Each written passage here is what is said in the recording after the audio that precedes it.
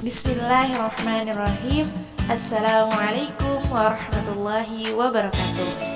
Bagaimana kabar kalian hari ini anak solih dan solihah? Walaupun kita belajarnya via online, kalian harus tetap semangat ya anak-anak.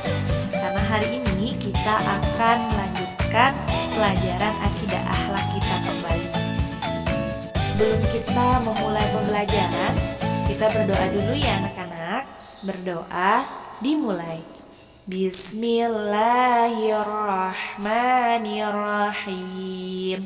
Raditu billahi rabba wa bil islami dina wa bi muhammadin nabiyya wa rasula.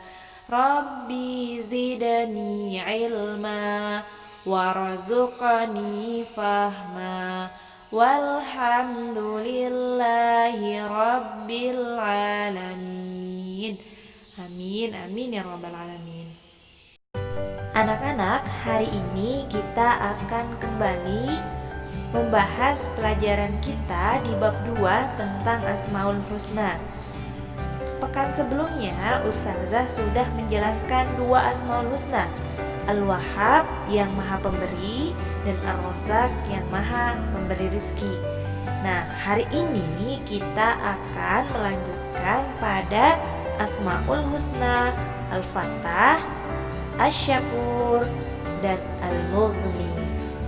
Nah, anak-anak, sekarang agar semakin jelas, kalian buka dulu buku akidah akhlak kalian di halaman 17.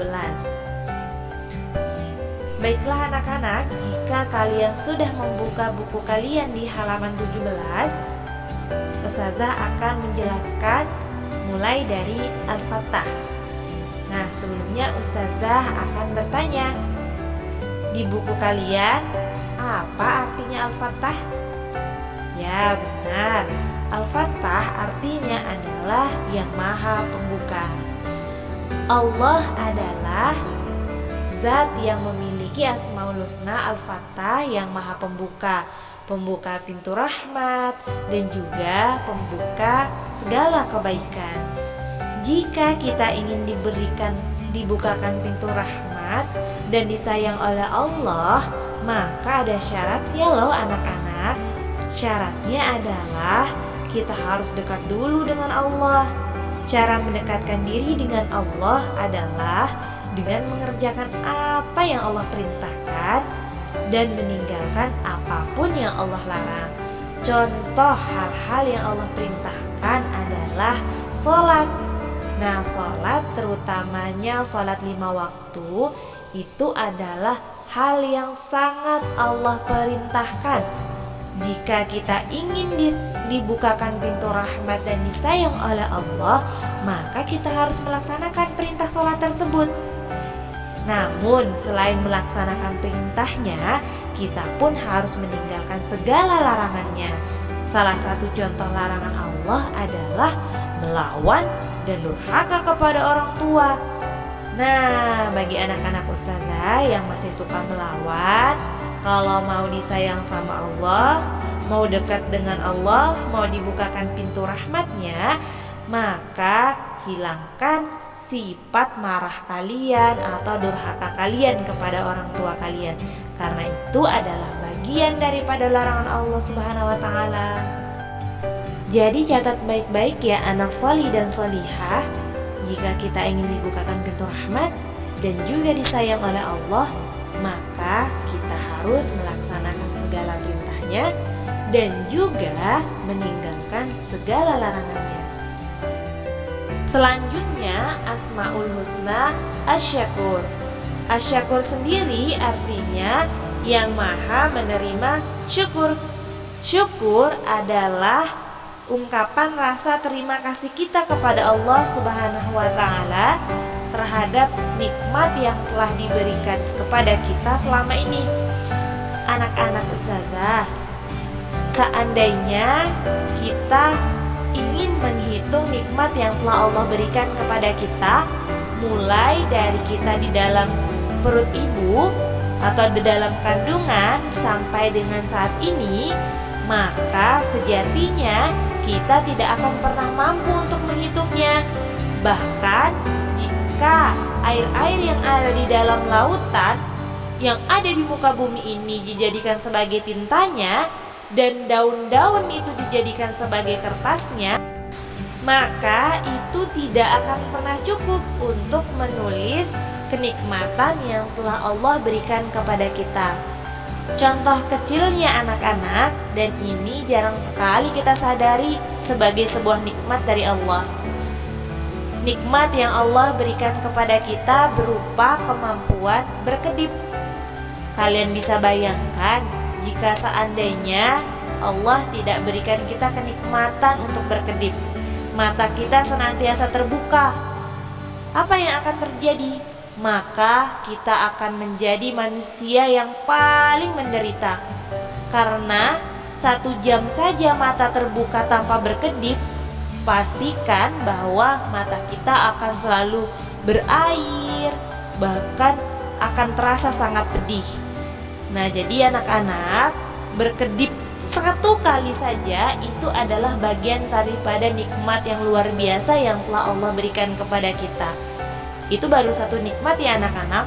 Belum lagi jika kita menghitung nikmat Allah yang lainnya, seperti nikmat karena kita diberikan kesehatan, rezeki, memiliki orang tua, keluarga, teman, maupun tetangga. Nah anak-anak, orang-orang yang kemudian gemar bersyukur kepada Allah Subhanahu wa Ta'ala, itu biasanya ditandai dengan dia juga sering berterima kasih kepada manusia. Karena dalam sebuah hadis riwayat Abu Daud dan Tirmizi dikatakan, tidak dikatakan bersyukur kepada Allah bagi siapa yang tidak tahu berterima kasih kepada manusia. Nah, kemudian di dalam Al-Quran surah Ibrahim ayat 7 juga ditegaskan oleh Allah Subhanahu wa Ta'ala, A'udzu billahi minasyaitonir rajim. Bismillahirrahmanirrahim.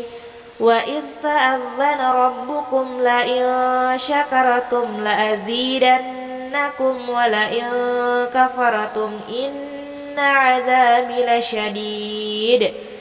Dan ingatlah ketika Tuhanmu memaklumkan, sesungguhnya jika kamu bersyukur, niscaya aku akan menambah nikmat kepadamu. Tetapi jika kamu mengingkari nikmatku, maka pasti azabku sangatlah berat. Nah anak-anak, Allah mengingatkan kepada kita bahwa kita harus menjadi manusia yang senantiasa bersyukur.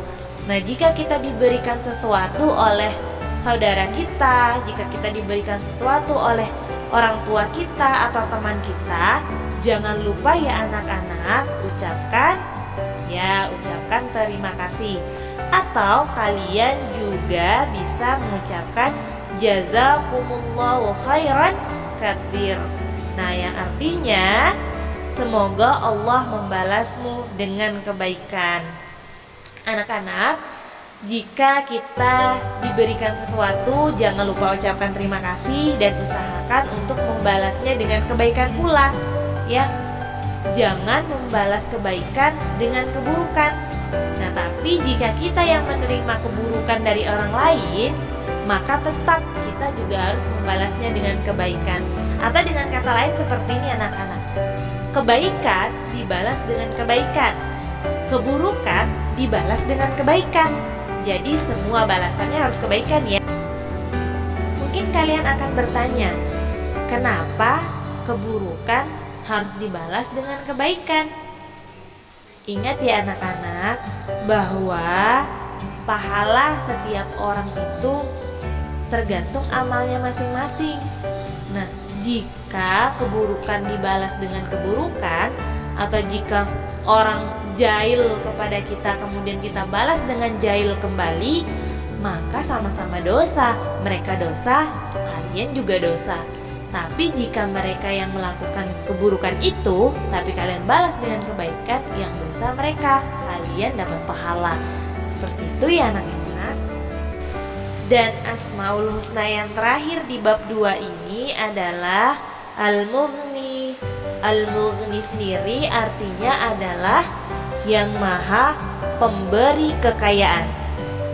Allah adalah satu-satunya zat yang paling kaya, karena Allah lah yang memiliki segala-galanya, termasuk orang tua kalian, ya termasuk diri kalian sendiri juga, dan juga termasuk dunia dan seluruh isinya. Nah, coba kalian simak Quran surah Al-Hajj berikut ini. A'udzu billahi minasyaitonir rajim. Bismillahirrahmanirrahim. Lahu ma fis samawati wa ma fil ardh. Wa innallaha lahuwal ghaniyyul hamid. Miliknya lah apa yang ada di langit dan apa yang ada di bumi. Dan Allah benar-benar maha kaya, maha terpuji. Jadi anak solih dan solihah, Allah lah zat yang maha kaya.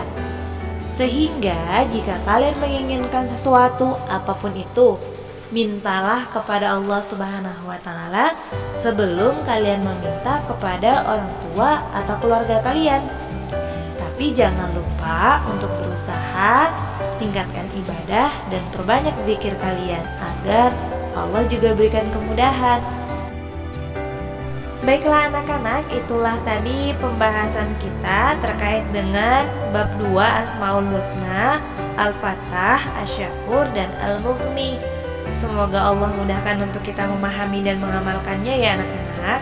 Selanjutnya, marilah kita akhiri pembelajaran kita pada hari ini dengan mengucapkan istighfar 3 kali, doa penutup majelis, dan hamdalah. Astaghfirullahaladzim, astaghfirullahaladzim, astaghfirullahaladzim. Subhanaka Allahumma wa bihamdika, asyhadu an la ilaha illa anta, astaghfiruka wa atubu ilaik. Walhamdulillahirabbil alamin. Anak-anak, Ustazah mohon ampun kepada Allah dan mohon maaf kepada anak solih dan solihah jika terdapat kesalahan dalam penyampaian Ustazah akhiri. Sampai jumpa pada video pembelajaran selanjutnya. Assalamualaikum warahmatullahi wabarakatuh.